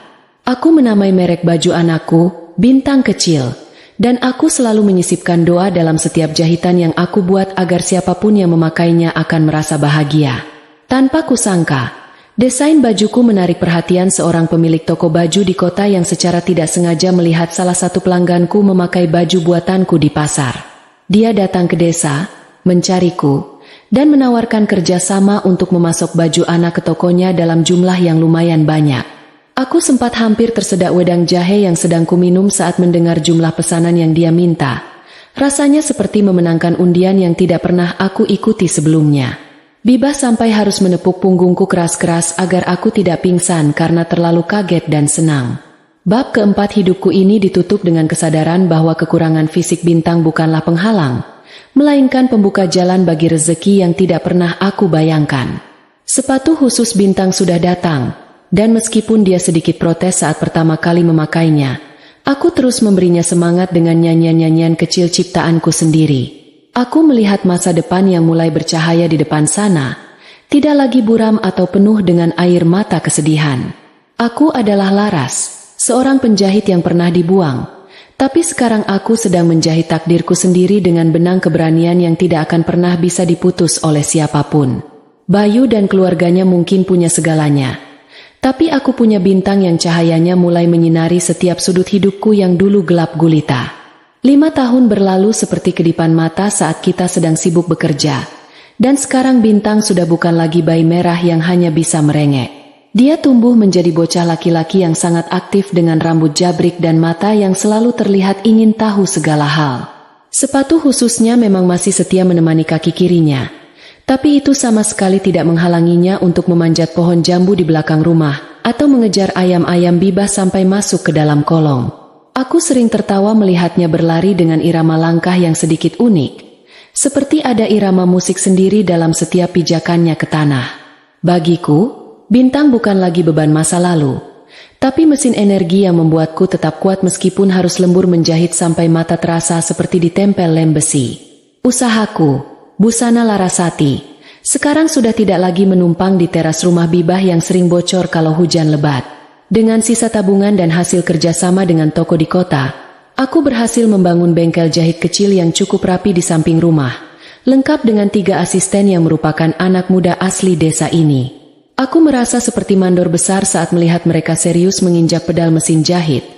Meskipun kadang aku lebih mirip ibu pengasuh yang harus mengingatkan mereka untuk tidak kebanyakan makan gorengan supaya tangan tidak berminyak saat memegang kain.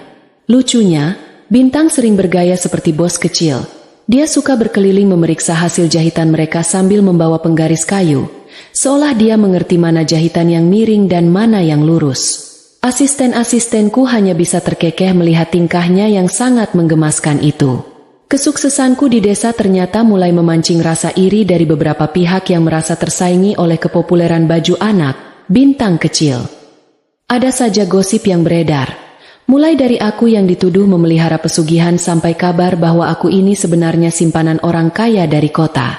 Aku hanya bisa mengelus dada dan tertawa dalam hati. Kalau memang aku punya pesugihan, mungkin aku sudah punya mesin jahit emas dan tidak perlu pegal-pegal menggunting pola sampai malam. Bibah adalah pembela nomor 1. Beliau pernah hampir menyiram air cucian piring ke arah tetangga yang kedapatan sedang membicarakan kejelekanku di depan sumur umum. Humor kasar Bibah inilah yang membuatku tetap waras. Karena hidup memang terlalu singkat kalau hanya dipakai untuk meratapi lidah orang lain yang tidak pernah disekolahkan. Di sisi lain, kabar dari kota tentang Bayu mulai sampai ke telingaku lagi lewat perantara yang tidak sengaja lewat. Katanya, bisnis keluarga mereka mulai goyah karena gaya hidup Siska yang sangat boros dan tidak masuk akal. Siska dikabarkan lebih suka belanja tas bermerek di luar negeri daripada mengurus administrasi perusahaan yang mulai berantakan. Aku mendengar itu sambil menyeruput teh pahit. Merasa kasihan tapi juga merasa bahwa inilah hukum alam yang sedang bekerja secara adil. Dulu mereka membuangku karena aku miskin dan dianggap tidak berkelas. Sekarang mereka justru tercekik oleh gengsi mereka sendiri yang setinggi langit tapi dasarnya kosong. Bayu yang dulu aku kira hebat, ternyata hanya laki-laki lemah yang tidak bisa mengatur harta maupun hatinya sendiri. Suatu sore, aku sedang mengajari Bintang menggambar di sela-sela kesibukanku memotong kain katun motif bunga. Bintang menggambar sosok wanita cantik yang sedang memegang gunting besar. Dan dia bilang itu adalah aku, pahlawan supernya. Air mataku hampir jatuh mendengar ucapan polos itu. Tapi aku segera mengalihkan pembicaraan dengan memintanya mewarnai gambar itu dengan krayon hijau kesukaannya. Bintang sangat berbakat dalam hal warna. Dia punya insting yang kuat untuk memadukan warna-warna berani yang kadang tidak terpikirkan olehku. Aku mulai terpikir untuk menggunakan ide-ide warnanya ke dalam desain baju anakku yang terbaru. Sebuah kolaborasi antara ibu penjahit dan anak laki-laki yang luar biasa. Rencana besarku tahun ini adalah membawa Bintang untuk operasi kecil pada urat kaki kirinya agar jalannya bisa lebih sempurna sebelum dia masuk sekolah dasar nanti. Biayanya sangat mahal, setara dengan harga 2 buah mesin jahit industri yang baru. Tapi aku tidak peduli sedikit pun. Aku mulai bekerja lebih keras, menerima pesanan seragam kantor dari kecamatan yang jumlahnya mencapai ratusan potong. Aku sering tidak tidur hanya untuk memastikan setiap kancing terpasang dengan kuat dan setiap jahitan terkunci dengan rapi. Kadang aku merasa seperti robot yang digerakkan oleh baterai bernama cinta, yang tidak akan pernah habis dayanya selama Bintang masih ada di sampingku. Kejadian lucu terjadi saat aku sedang sibuk-sibuknya mengejar target pesanan tersebut. Salah satu mesin jahitku mendadak mati total dan berasap karena terlalu lama dipaksa bekerja. Membuat seisi ruangan panik karena takut terjadi kebakaran. Di tengah kepanikan itu, Bintang malah datang membawa botol air minumnya dan menyiram mesin panas itu dengan air dingin, bermaksud ingin membantu mendinginkannya. Alhasil, mesin itu benar-benar tamat riwayatnya karena korsleting listrik yang lebih parah, dan aku hanya bisa menggaruk kepala yang tidak gatal sambil menatap wajah Bintang yang terlihat sangat merasa bersalah. Aku memeluknya dan bilang tidak apa-apa. Mesin bisa dibeli lagi tapi niat baik anakku adalah harta yang jauh lebih mahal harganya. Pengalaman hidup selama 5 tahun ini mengajariku bahwa kemandirian adalah pakaian yang paling nyaman untuk dikenakan. Aku tidak lagi butuh pengakuan dari keluarga Bayu atau pujian palsu dari orang-orang kota yang dulu meremehkanku. Aku sudah punya duniaku sendiri di desa ini. Sebuah dunia yang dibangun dari butiran peluh dan doa-doa yang dipanjatkan di sepertiga malam. Bintang adalah bukti nyata bahwa apa yang dianggap orang sebagai kekurangan justru menjadi motivasi terbesar untuk meraih kesempurnaan dalam bentuk yang lain. Aku berdiri di depan cermin butikku yang sederhana, melihat sosok wanita yang jauh lebih kuat dan tenang dibandingkan 5 tahun yang lalu. Bab kelima ini ditutup dengan persiapan kami untuk berangkat ke kota dalam rangka operasi kaki Bintang. Aku membawa seluruh tabungan yang aku kumpulkan dengan susah payah. Merasa sangat bangga karena uang ini murni hasil keringatku sendiri tanpa bantuan sepeser pun dari Bayu. Kami berangkat dengan mobil sewaan yang nyaman, bukan lagi menumpang mobil bak sayur seperti dulu. Aku menggenggam tangan Bintang sepanjang perjalanan, meyakinkannya bahwa setelah ini dia akan bisa berlari lebih cepat dari siapapun.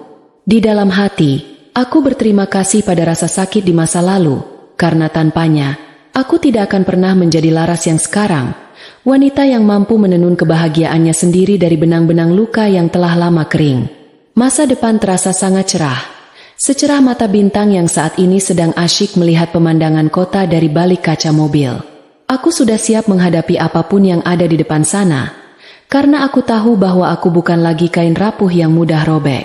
Aku adalah selembar kain sutra yang indah namun memiliki kekuatan yang luar biasa untuk bertahan dari segala cuaca. Mari kita lihat, kejutan apa lagi yang akan diberikan takdir kepadaku dan bintang di bab selanjutnya. Karena perjuangan kami baru saja memasuki babak yang paling menentukan.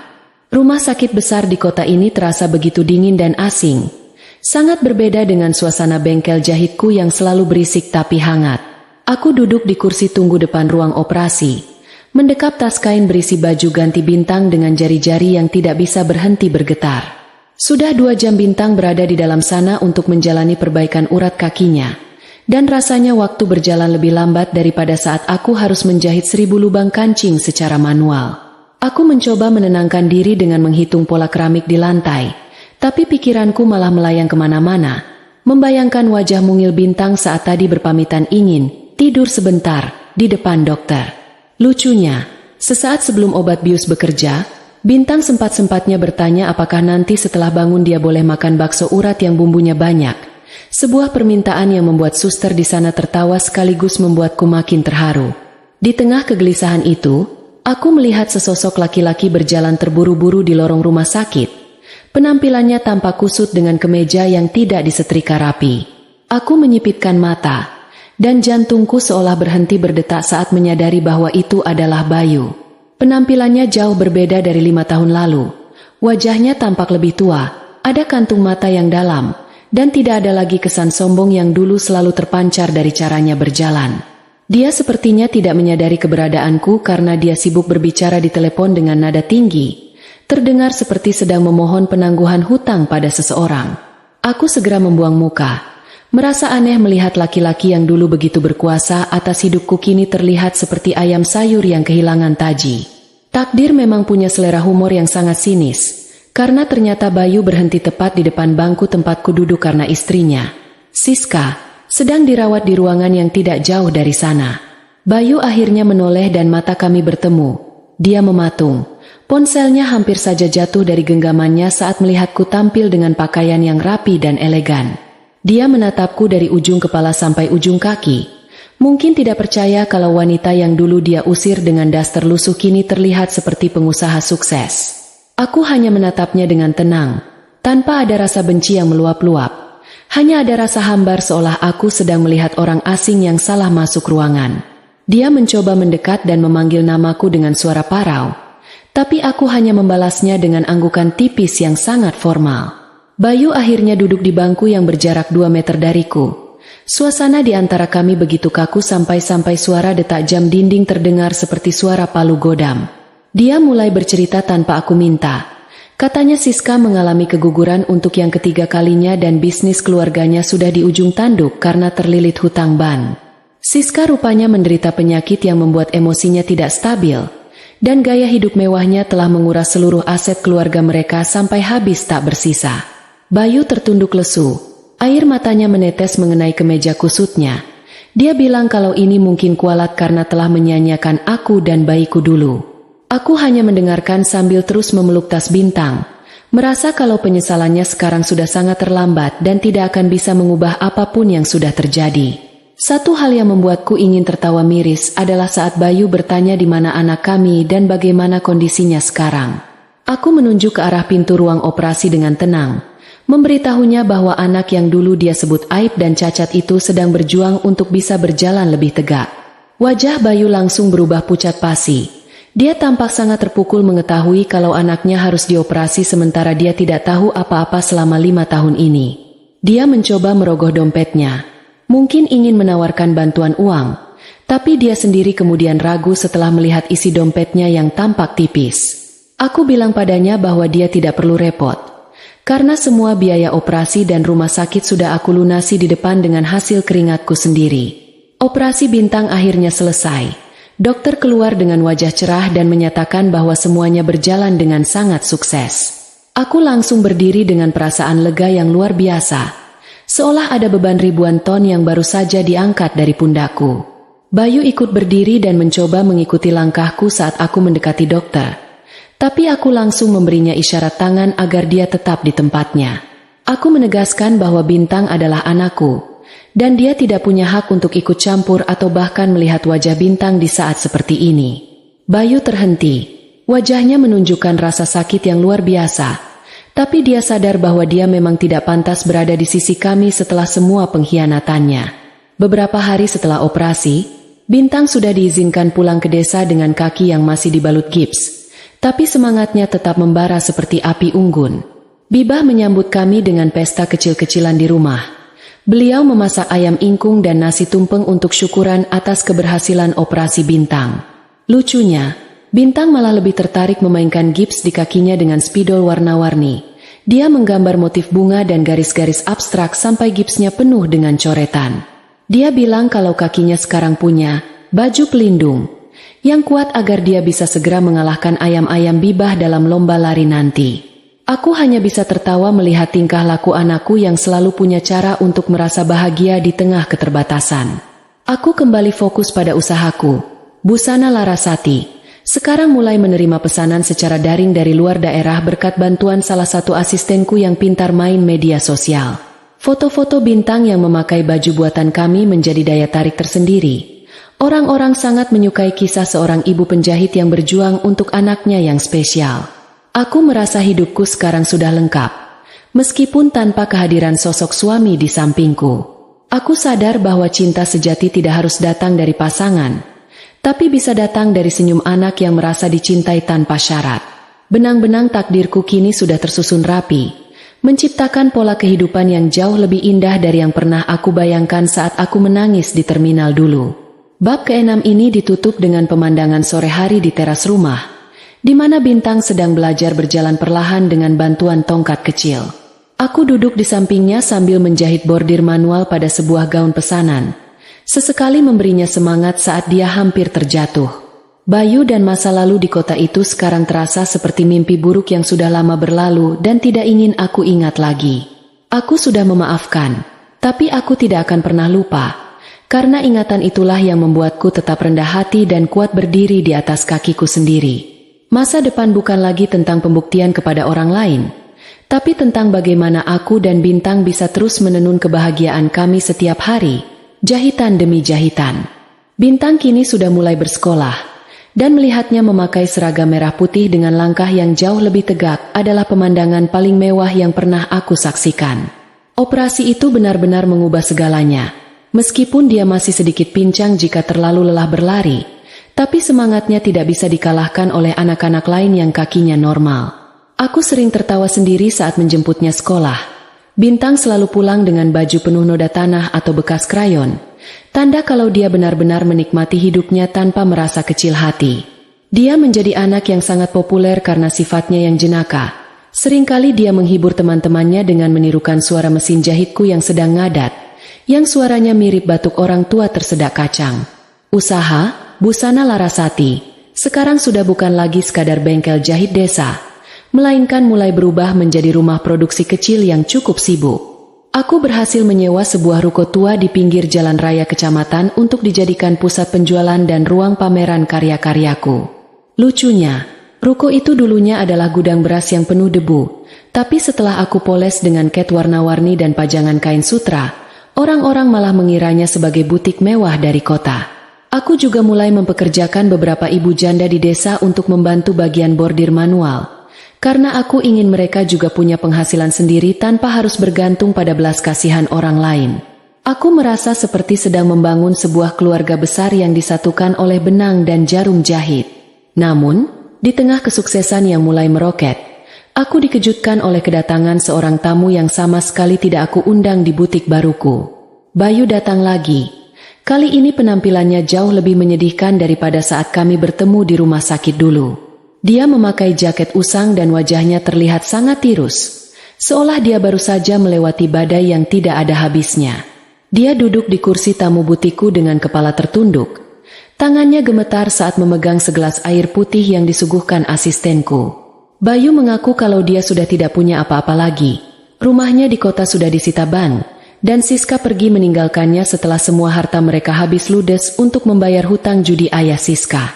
Aku mendengarkan ceritanya sambil terus melipat beberapa potong pakaian anak. Tidak ada rasa senang melihatnya menderita, tapi juga tidak ada rasa ingin memeluknya kembali. Bayu memohon agar aku mau menerimanya kembali, setidaknya sebagai karyawan atau pesuruh di butikku, karena dia tidak tahu lagi harus pergi kemana. Dia bilang ingin menebus kesalahannya pada Bintang dan ingin merasai bagaimana rasanya menjadi seorang ayah yang sebenarnya. Aku sempat terdiam lama, memandangi wajah laki-laki yang dulu pernah menjadi seluruh duniaku, namun sekarang terasa begitu asing dan jauh. Humor pahit takdir kembali terasa. Dulu dia mengusirku karena menganggapku beban. Sekarang dialah yang datang memohon agar aku mau memikul bebannya. Aku menolak permintaannya untuk rujuk dengan cara yang sangat halus namun tegas. Karena hatiku sudah bukan lagi tempat untuk singgah bagi orang yang pernah membuangku. Aku katakan padanya bahwa pintu untuknya sebagai suami sudah tertutup rapat dan terkunci mati. Tapi aku masih punya nurani sebagai sesama manusia. Aku memberinya sejumlah uang yang cukup untuk modal hidup sederhana di desa sebelah dan menyarankannya untuk mulai bekerja dari bawah sebagai buruh di pabrik garmen milik kenalanku. Aku tidak ingin dia berada di dekat Bintang sekarang, karena aku tidak mau pikiran anakku terganggu oleh sosok ayah yang tiba-tiba muncul hanya saat sedang susah. Bayu menangis sesenggukan. Dia menerima uang itu dan pergi dengan langkah gontai, meninggalkan aroma penyesalan yang sangat pekat di ruang tamu butikku.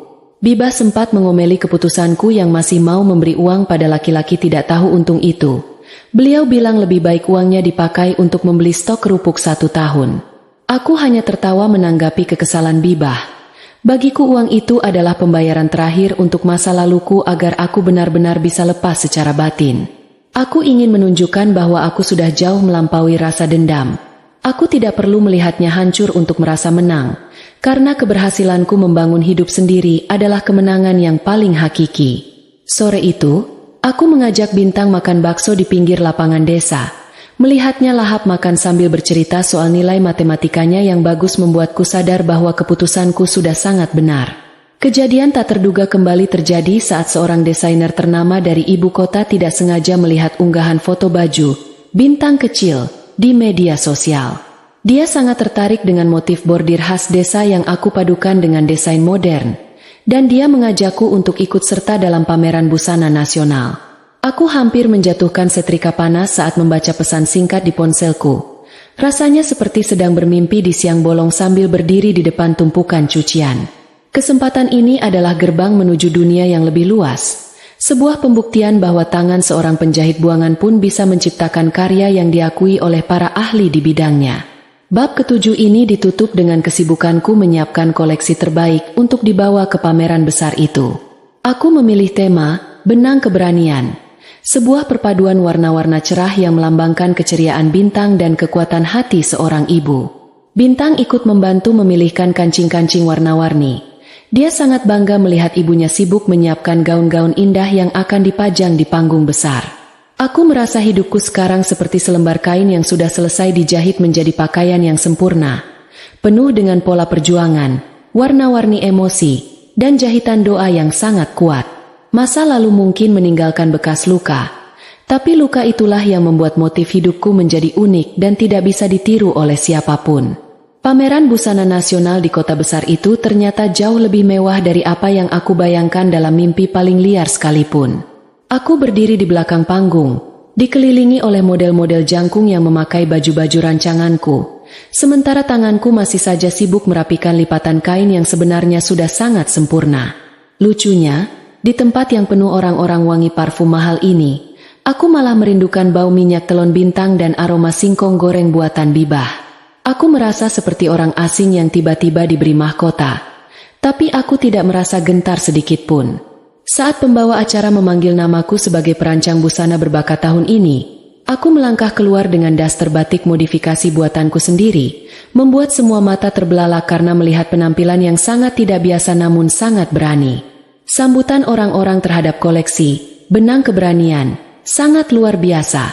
Mereka menyukai kejujuran dalam setiap detail jahitanku yang tidak kaku.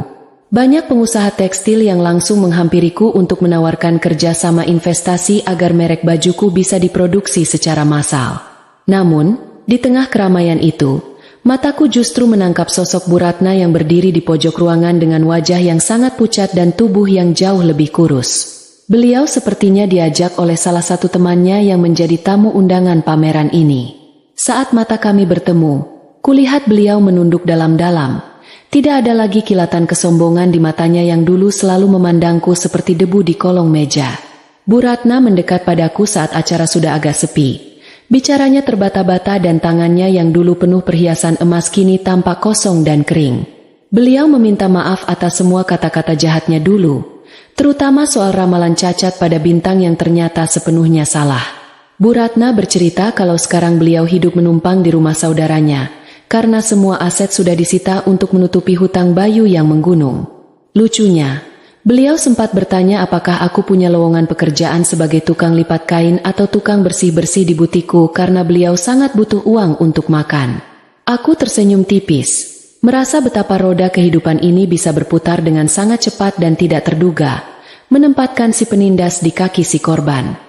Aku tidak menaruh dendam, tapi aku juga tidak memberikan posisi pekerjaan itu kepadanya, karena aku ingin menjaga kedamaian lingkungan kerjaku di desa.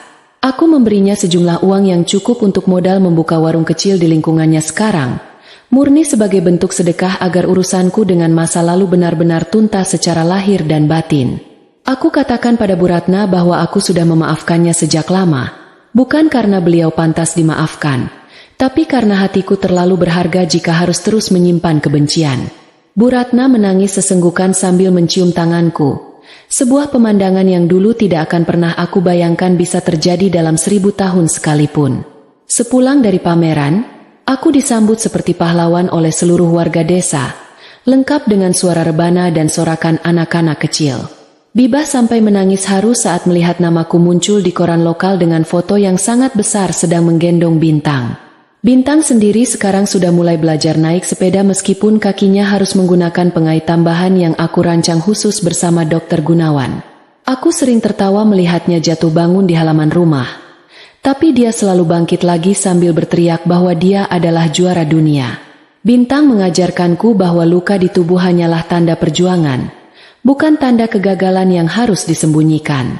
Investasi dari kota mulai masuk, tapi aku tetap memilih untuk mempertahankan pusat produksiku di desa agar ibu-ibu di sekitarku tetap punya pekerjaan.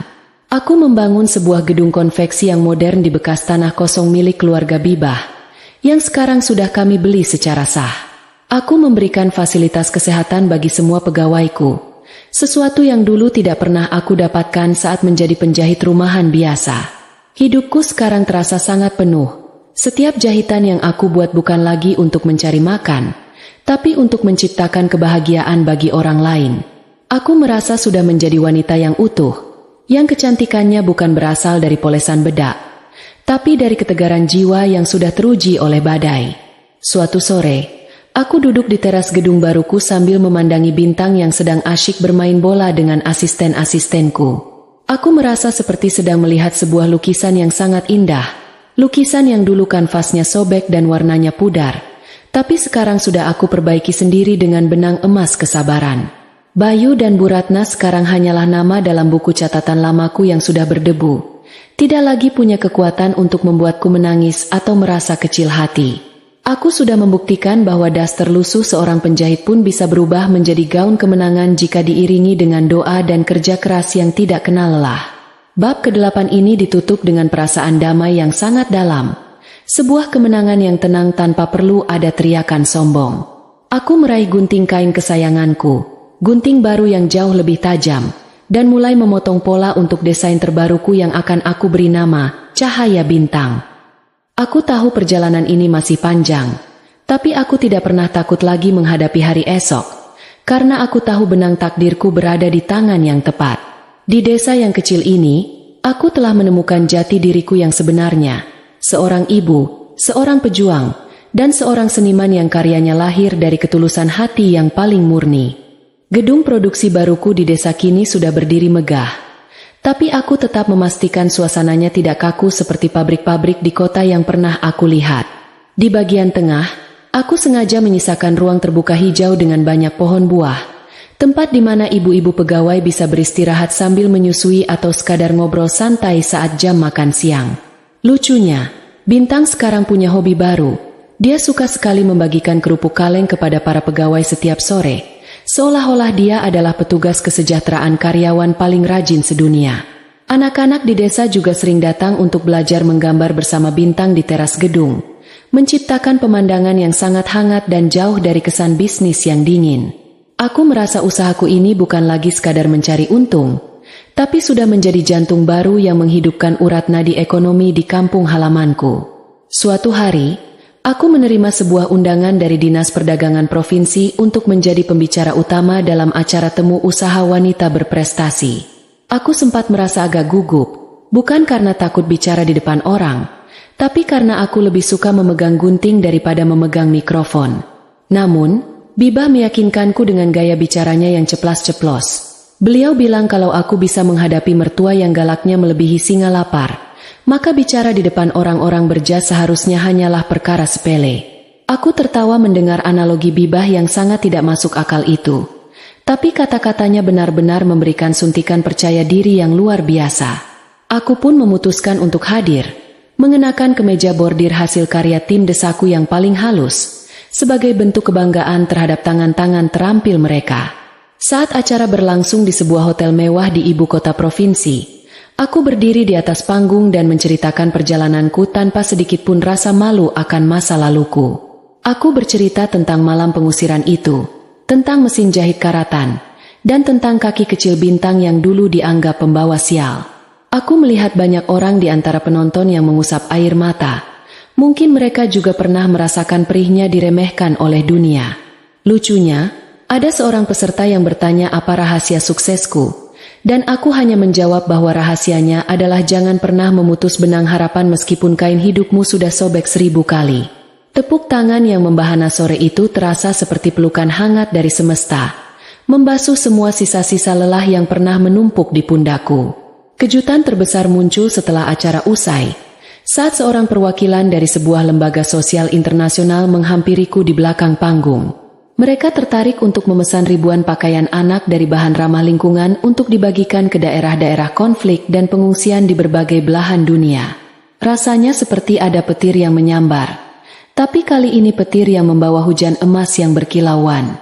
Pesanan ini bukan hanya soal nilai uang yang fantastis, tapi soal nilai kemanusiaan yang selaras dengan jiwaku yang pernah menjadi pengungsi di rumah sendiri. Aku langsung terbayang wajah ibu-ibu di desaku yang pasti akan sangat bersemangat mengerjakan proyek sebesar ini. Mereka bukan lagi sekadar penjahit daster, tapi pejuang yang bajunya akan dipakai oleh anak-anak di seberang samudera. Namun, di tengah gelombang sukses ini, aku mendengar kabar bahwa Bayu kembali jatuh sakit dan kali ini kondisinya cukup kritis di sebuah rumah sakit umum daerah. Dia kabarnya menderita komplikasi akibat pola hidup yang tidak teratur dan tekanan batin yang berkepanjangan sejak kebangkrutannya. Aku sempat terdiam sejenak saat mendengar kabar itu dari seorang teman lama yang masih peduli. Bibah kali ini tidak marah-marah. Beliau hanya menatapku dalam diam seolah menyerahkan segala keputusan di tanganku. Aku memutuskan untuk mengajak Bintang menjenguk ayahnya, karena menurutku, Bintang berhak tahu siapa orang yang telah menyumbangkan separuh darah di tubuhnya, terlepas dari segala kesalahan yang pernah diperbuat orang tersebut. Pertemuan di rumah sakit itu terasa sangat sunyi dan penuh dengan suasana haru yang menyesakkan dada. Bayu terbaring lemah dengan selang oksigen. Matanya yang cekung menatap Bintang dengan penuh rasa rindu sekaligus rasa malu yang teramat dalam. Bintang berdiri di samping tempat tidur, menggenggam tangan ayahnya yang kurus kering dengan tangan kecilnya yang hangat. Lucunya, Bintang tidak bertanya kenapa ayahnya sakit atau kemana saja selama ini. Dia malah menceritakan tentang gol yang dia cetak saat main bola di sekolah kemarin. Celoteh polos Bintang membuat air mata Bayu mengalir deras tanpa suara. Mungkin dia baru sadar betapa banyak kebahagiaan yang dia lewatkan hanya karena mengejar bayangan harta yang fana.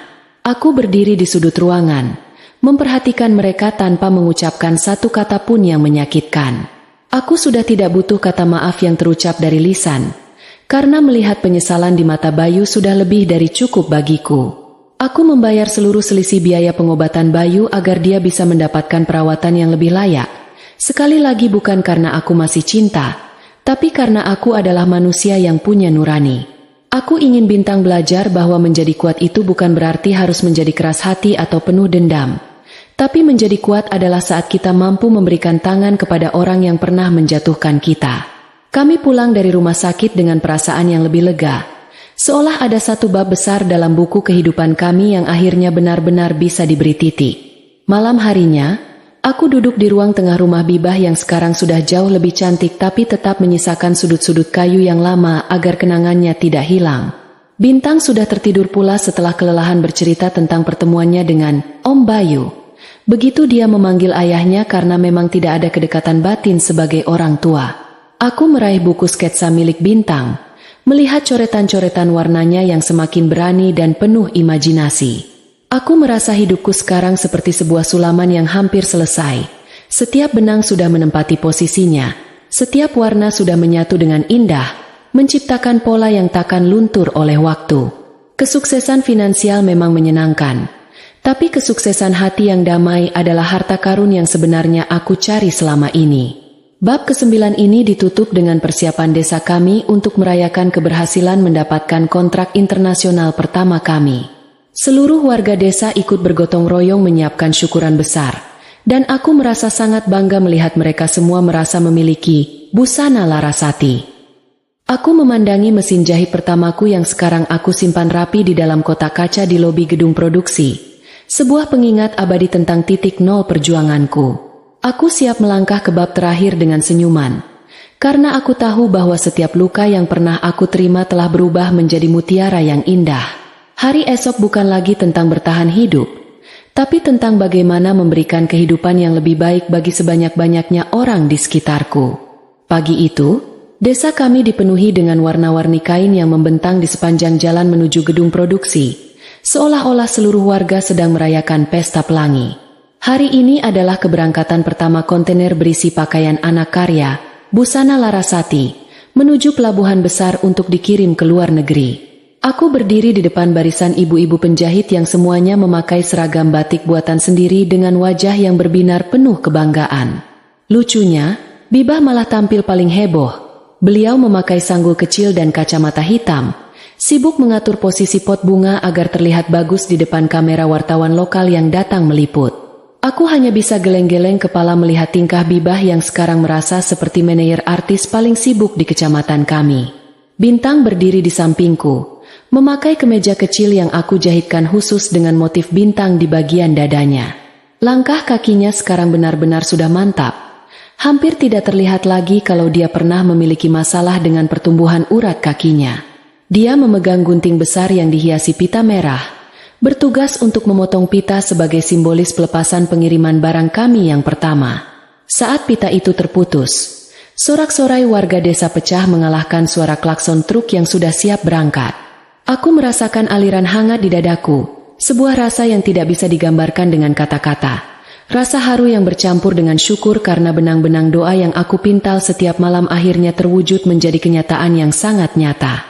Di tengah keramaian itu, aku teringat kabar bahwa Bayu sudah diperbolehkan pulang dari rumah sakit dan sekarang memilih untuk tinggal di sebuah panti pemulihan karena tidak memiliki sanak saudara yang mau merawatnya.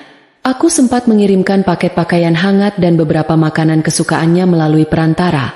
Sebuah tanda bahwa aku sudah benar-benar selesai dengan segala rasa sakit di masa lalu. Aku tidak lagi merasa perlu untuk membuktikan apa-apa kepadanya atau kepada keluarga besarnya yang dulu begitu angkuh. Kemenanganku bukan saat melihat mereka jatuh miskin atau sakit, tapi kemenanganku adalah saat aku menyadari bahwa namaku tidak lagi terikat pada bayang-bayang mereka. Aku adalah Laras, pemilik hidupku sendiri, yang sudah berhasil menenun takdirnya dari potongan kain perca yang paling kecil sekalipun. Satu kejadian lucu yang tidak akan pernah aku lupakan adalah ketika salah satu wartawan bertanya kepadaku, apa barang yang paling berharga yang aku miliki selama perjuangan ini? Semua orang mungkin mengira aku akan menjawab, tabungan di bank, atau gedung produksi yang megah ini. Tapi aku malah menarik mesin jahit tuaku yang kakinya sudah mulai karatan ke depan kamera dan bilang kalau benda berisik inilah yang menyelamatkan nyawaku dan bayiku. Wartawan itu tampak bingung, Tapi ibu-ibu di belakangku malah tertawa kompak karena mereka tahu betul betapa seringnya mesin tua itu batuk-batuk saat kami harus lembur mengejar pesanan di awal-awal usaha dulu. Bagi kami, kebahagiaan itu bukan soal benda yang mewah, tapi soal benda yang setia menemani di saat susah. Setelah acara selesai, aku mengajak Bintang berjalan-jalan di pematang sawah, tempat yang dulu sering aku datangi saat aku merasa ingin menyerah pada keadaan.